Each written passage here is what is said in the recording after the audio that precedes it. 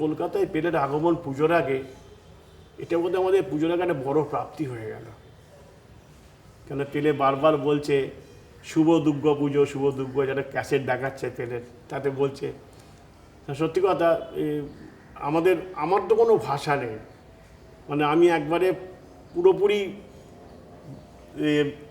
ঠিক করে আছি যে কখন কোন মুহূর্তকে দেখতে পাবো। যেটা ৭৭ সালে খেলোয়াড় জীবনে যখন দরজা খুলে দিয়েছিল আমাদের মাঠে নামবার জন্যে, তখন আমরা সব উদ্যোগী ছিলাম পেলেকে দেখবো বলে। যখন পেলেকে দেখলাম তখন যে ফিলিংসটা এসেছিলো ভেতরে, এখন সেই ফিলিংসটা কিন্তু নেই। এখন পেলেকে হারাবার ফিলিংসটা নেই, এখন পেলেকে কাছে পাওয়ার ফিলিংসটা বেশি গ্রো করছে। খুবই ভালো লাগছে, আনন্দ প্রচুর হচ্ছে। এখন শুভ দিনটার জন্য অপেক্ষা করে আছি, এইটুকু বলতে পারি।